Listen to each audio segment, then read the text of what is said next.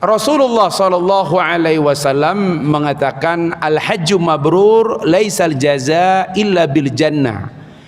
Haji yang mabrur itu tidak ada balasan kecuali surga. Mabrur, kenapa disebut mabrur? Karena saat orang lontar jumroh, rindu banget kita ini pergi haji ya. Mudah-mudahan tahun ini yang sudah niat, yang sudah dapat porsi, tahun ini bisa berangkat haji. Amin. Saat kita lontar jumroh, yang kita lempar adalah keburukan kita. Itulah sebabnya kita teriak Allahu Akbar.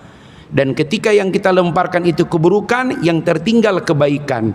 Kalau kebaikan itu nempel pada diri kita sampai kita pulang ke tanah air, kita bekerja, kita berkarya, berumah tangga, dan kita bawa mati, kebaikan itu, semua kebaikan itu disebut birrun. Kalau nempel pada diri seseorang disebut mabrur.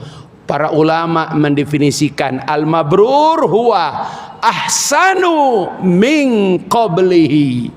Kalau Ustadz bilang ahsanu, jawabnya min qablihi. Ahsanu min qablihi. Kalau Ustadz lebih baik, jawab dari sebelumnya. Lebih baik. Tapi jangan di rumah ya, bahaya kan kalau di rumah. Antum pulang dari sini ketemu istri, lebih baik dari sebelumnya. Nanti istri tanya, sebelumnya itu siapa? Masya Allah. Ya, jadi teman-teman sekalian, spirit ini harus ada. Kenapa?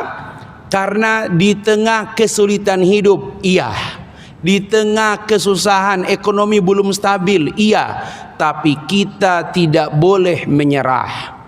Itulah sebabnya ada beberapa poin yang perlu kita sama-sama camkan. Yang pertama, ya, hujamkan tekad pada diri kita. Tekad dalam bahasa Arab disebut azam. Fa idza azamta fatawakkal 'ala Allah. Innallaha yuhibbul mutawakkilin. Kalau kamu telah berazam, telah bertekad, sandarkan dirimu kepada Allah. Karena semua masalah, Pak, yang kita bayangkan kadang tidak akan terjadi, Pak. Belum terjadi. Ya, sandarkan diri kita kepada Allah. Nabi Allah Ibrahim melewati ujian dibakar api, lolos.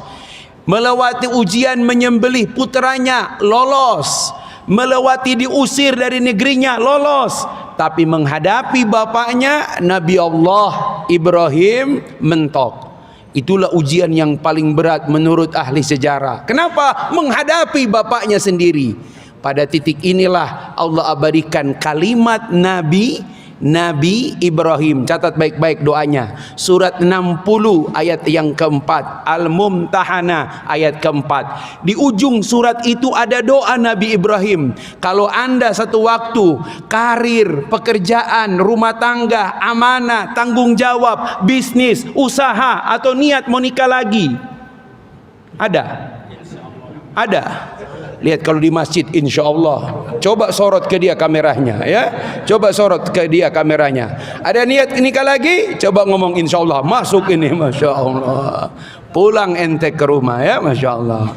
Ya, memang bab itu nggak mudah, ya. Orang rumah aja sampai hari ini belum ada yang setuju.